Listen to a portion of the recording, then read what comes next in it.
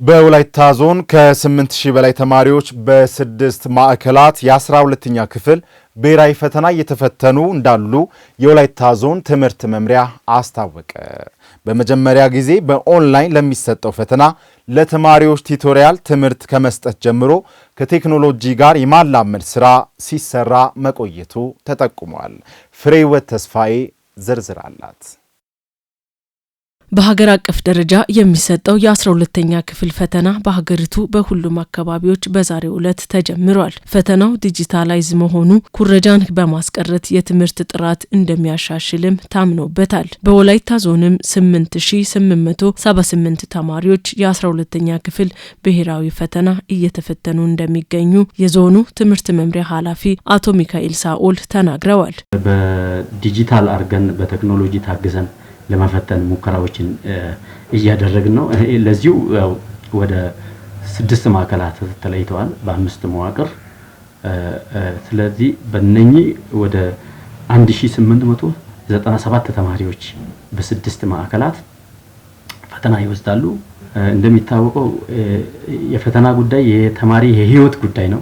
የ12 ዓመት የለፋበት ወደ ፈተና ክፍል የሚገባ ተማሪ ተፈታኝና በጥንቃቄ እያንዳንዱ ነገር ካልተመራ አስቸጋሪ ስለሆነ ኮር i5 ኮምፒውተሮች በጣም ኔትወርክ ዝርጋታው ፋይበር ኦፕቲክስ እንዲሆን ከቴሌም ጋር መብራት ኃይልም እንዲያግዘን አድርገን ያው በ6 ማዕከላት ዝግጅቱን አጠናቀናል። የኔትወርክ ችግር እንዳይኖር አሁንም እየተናበብን ያለንበትና አቅሙንም የጨመርንበት ሁኔታ አለ። በ6 ማዕከል ወደ 200 ሜጋባይት እንዲሆን ያደረግንበት በዛ ተጠቅሞ ተማሪዎች በአግባቡ በአካባቢው በራሳቸው በለመዱበት ኢንቫይሮንመንት ፈተናን እንዲወስዱ ለማድረግ ተሞክሯል። የፈተና ሂደት ሰላማዊ እንዲሆን የመብራትና የኔትወርክ መቆራረጥ እንዳይከሰት ከሚመለከታቸው አካላት ጋር በጋራ እያስፈተንን ነው ያሉት አቶ ሚካኤል ሳኦል በዞኑ 6 ማዕከላትም ላይ በታሪክ ለመጀመሪያ ጊዜ ነው በኦንላይን ፈተና የምንፈትነው ብለዋል። ፈተናው በኦንላይን መሆኑ ደግሞ የፈተና ስርቆትን በማስወገድ የትምህርት ጥራት ከማምጣት ባለፈ ትውልድ በቴክኖሎጂ የበቃ እንዲሆን ያስችላልም ነው ያሉት። በኮምፒውተር መጠቀም እያንዳንዱን ኤግዛም ማፈተን ለዛ ብለው የሚያደርጉት እንቅስቃሴ የራሳቸውን አቅም ክህሎትን ያዳብራል። ከዛም ባሻገር እንግዲህ ብዙ ነገር አሁን ከማኑዋል ወደ ዲጂታል እየዞረ ነው። ብዙ ሚስቺቦች ፍትሃዊ ያልሆኑ ነገሮች ሁሉ ይቀርፋል። ኤግዛም ላይ በተለያየ አካል የመረበሽ እድል ይጠፋል። ሰዓት ያላግባብ የሚሰጥ አይኖርም።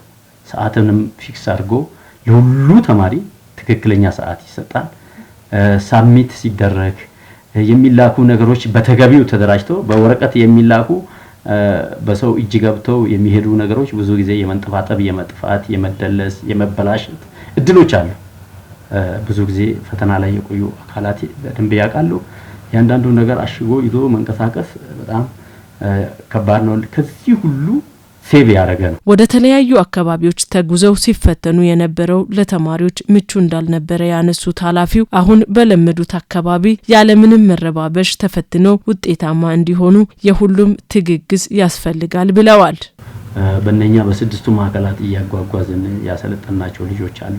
ስልጠናውን በበቂ ሁኔታ በደንብ ያልቻሉት ልጆችም ሊኖሩ ስለሚችሉ ያው የማጣቢያው ያሉ የአይቲ መምህራን አስፈታኝ መምህራኖች ልጆች ተገቢው ገብተው ስኪል አንዳንድ ችግር ካለ ራሳቸውን ነገር እንዲደግፉ ቢደረግ ያው ፈተናውን ጤናማ የማድረግ ነገር የፈታኝ መምህራን የጣቢያ ኃላፊዎች ሴንትራል ቺፎች የሁሉም ኃላፊነት ይመለከታል። ከዛ ባሻገር የጸጥታው አካል ትልቁን ድርሻ ይወስዳል። በሰላም ነገሩ እንዲጠናቀቅ የማድረግ ነገር ከዛም ሌላ ቤተሰብ እንግዲህ የብዙ አመት አብዛኛውን ጉዳይ ያው የትምህርት ስራ ትምህርት ቤት ላይ ልጆች ያሳልፋሉ እንጂ አንዱ ትምህርት ቤት ትልቁ ተቋም ቤተሰብ። በአረካ ከተማ የሚገኘው የዳሞታ ቆጮ ቡላና ቃጫ ማምረቻ ማህበር ምርቱን ለዓለም ማዕከላዊ ገበያ እያቀረበ ይገኛል። ማህበሩ እናቶችን ከድካም የሚገላግሉ ዘመናዊ የእንሰት ማቀነባበሪያ ማሽኖችን ለአካባቢው ማህበረሰብ እያበረከተ ይገኛል። በቀጣይም ማህበሩን ወደ ተሻለ ደረጃ ለማሸጋገር ያቀዱት አባላቱ የኤሌክትሪክ ኃይል መቆራረጥና የገበያ መቀዛቀዝ ማህበሩን እየተፈታተነ ይገኛል ብለዋል። ሰናይት አብርሃም ተጨማሪ አላት።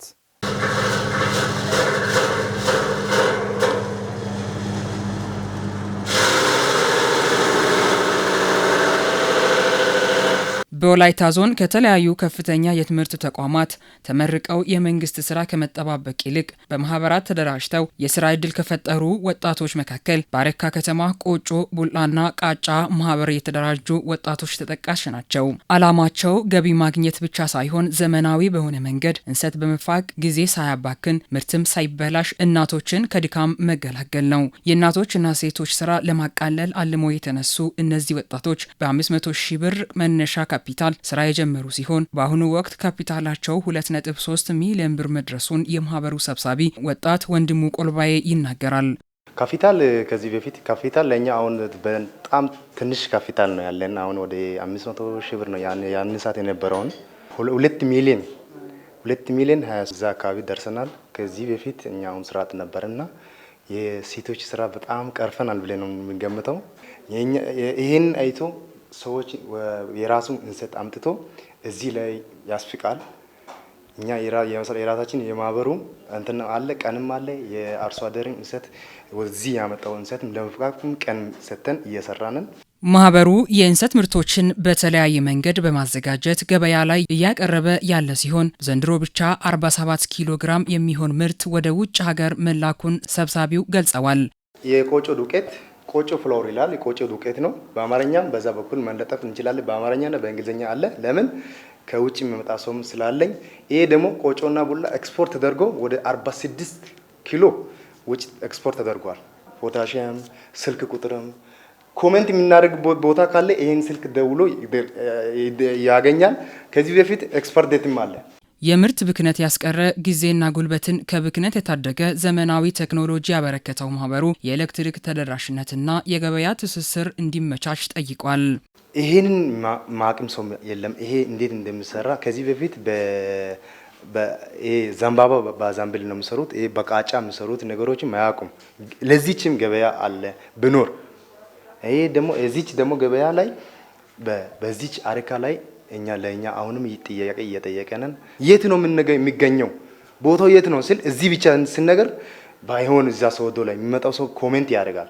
ሶዶ ላይ ብኖር አረካ ላይ ብኖር ሌላ ቦታ ብኖር ያለው ይጠይቃሉ። በፍርሃትና ስንፍና የመንግስት ስራ ብቻ በመጠባበቅ እጃቸውን አጣጥፎ የተቀመጡ ወጣቶች ውጤታማ የሆኑ ማህበራት ተሞክሮ በመውሰድ መንግስት በሚያመቻቸው ሁኔታ ስራን ሳያማርጡ ሊሰሩ ይገባል። ዳሞታ ቆጮ፣ ቡላና ቃጫ የሚያመርቱ ማህበር የሚያነሳው የኤሌክትሪክ ችግር ይፈታል ተብሏል። የመብራት ፓወር ችግር በዚህ ዶላ ቀበሌ ላይ ችግር አለ። ከዚህ በፊትም ይሄ ተገምግሞ አሁን በዚህ ሰዓት ትራንስፎርመር ግዢ ለዚህ ከተማ እንደ ትራንስፎርመር ግዢ በከተማ አስተዳደር ተጽፎ ከአልፋ እየተጠባበቅን ያለንበት ሁኔታ ነው ያለ። ለቤተሰብም ለአካባቢው ለሀገርም ሸክም የሆኑ ወጣቶች ወደዚህ መስመር ገብቶ ተደራጅቶ መንግስት በሚያደርገው ድጋፍ አንደኛ በመንግስት ቦታ ያዘጋጃል። በገጠር ከሆነ በእርሻ መሬት፣ በከተማ ከሆነ ሼድ ገንብቶ ያስረክባል።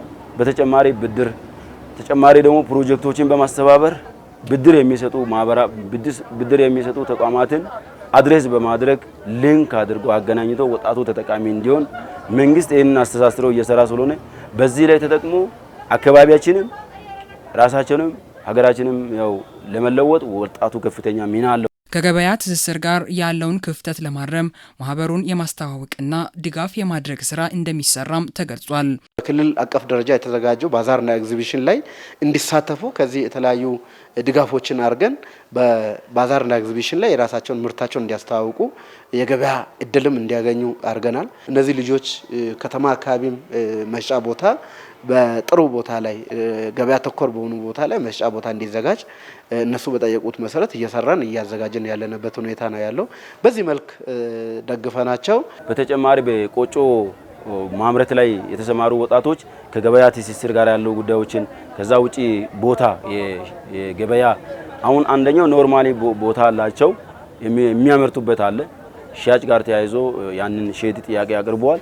እዛው ዲል አድርገን ካንቲባ ምክትል ካንቲባው ስራና ኪሎት ጽህፈት ቤት ኃላፊው እዛው ለመፍታት ቃል ተገብቶበት ያታለፈበት አለ። ያ ማለት እኛ ደግሞ ክትትል ማድረግ አለብን። ደርሰን ያው የተፈታ መሆኑን ማረጋገጥ ውጤታማ እስከሚሆኑ ድረስ መስራት ይጠይቃል የሚል አለ። በአካባቢያችን ባልተለመደ መንገድ ዘመናዊ በሆነ ሁኔታ ቆጮ፣ ቡላና ቃጫ ምርት ላይ የተሰማሩ ወጣቶች ይበልጥ ተጠቃሚ እንዲሆኑ መደገፍ ያስፈልጋል።